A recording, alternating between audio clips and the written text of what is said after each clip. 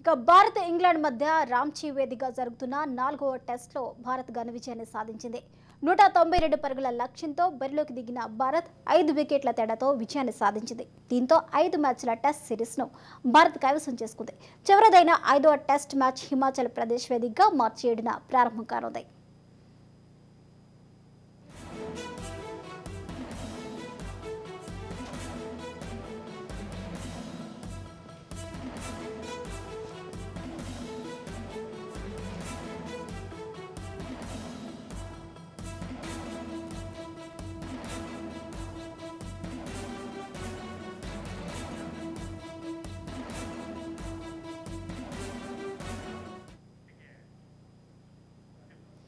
Ramji test match కు సంబంధించిన పూర్తి సమాచారాన్ని మా ప్రతినిధి మానస్ అందిస్తారు. మానస్, రాంజీ టెస్ట్లో ఇండియన్ యంగ్ ప్లేయర్స్ అందరూ అదరగొట్టారని చెప్పుకోవచ్చు. ముఖ్యంగా చూసుకుంటే స్పిన్నర్లు అటు అశ్విన్తో పాటు ఇటు కుల్దీప్ యాదవ్ కూడా మంచి ఫామ్ని అయితే కనబరిచారని చెప్పుకోవచ్చు.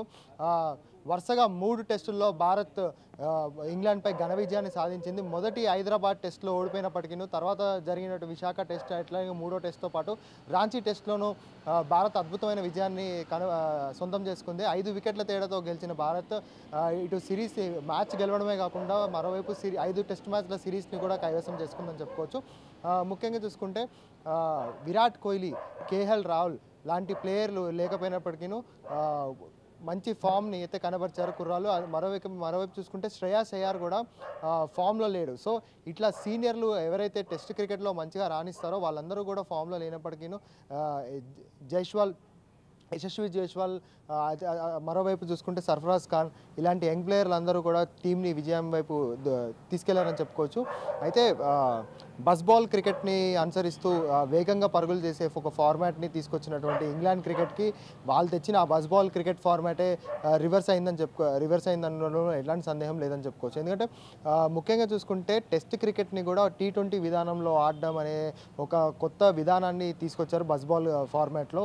ముఖ్యంగా చూసుకుంటే ఇంగ్లాండ్ క్రికెట్ కోచ్ అయినటువంటి బ్రెండన్ మెక్కల్లమ్ ఈ బస్ బాల్ ఫార్మాట్ని ముందుగా తీసుకొచ్చాడు. అయితే కాకపోతే మన స్పిన్నర్లని ఎదుర్కొని ఆ బస్ బాల్ క్రికెట్ ఆడడంలో మాత్రం ఇంగ్లాండ్ క్రికెట్ టీం పూర్తిగా విఫలమైందని చెప్పుకోవచ్చు. ముఖ్యంగా చూసుకుంటే 192 పరుగులకే సెకండ్ ఇన్నింగ్స్లో కుప్పకూలిన 145 పరుగులకే సెకండ్ ఇన్నింగ్స్లో కుప్పకూలిన ఇంగ్లాండ్ జట్టు భారత్ ముందు కేవలం 192 పరుగుల లక్ష్యాన్ని మాత్రమే ఉంచగలిగింది. అయితే 192 పరుగుల లక్ష్యాన్ని భారత్ టీం సునాయాసంగా చేరుకుంటుంది అనుకున్న తరుణంలో వరుసగా జడేజా, సర్ఫరాజ్ ఖాన్ వికెట్లు పడడంతో కాస్త టెన్షన్ వాతావరణం అయితే నెలకొంది. కాకపోతే శుభ్మన్ గిల్, అదేవైపు చూసుకుంటే ధ్రువ్ వీళ్ళిద్దరూ కూడా నాట్అవుట్గా నిలిచి భారత్ని విజయపథం వైపు నడిపించాలని చెప్పుకోవచ్చు. అయితే చివరిదైన హిమాచల్ ప్రదేశ్లో జరిగే చివరిదైన 5వ టెస్టు నామమాత్రంగా ఉండే టెస్ట్గా కూడా ముందుగా మనం పరిగణించుకోవచ్చు. ఎందుకంటే ఆల్రెడీ సిరీస్ కైవసం చేసుకుంది కాబట్టి ఈ టెస్ట్లో మనం గెలిచినా గెలవకపోయినా కానీ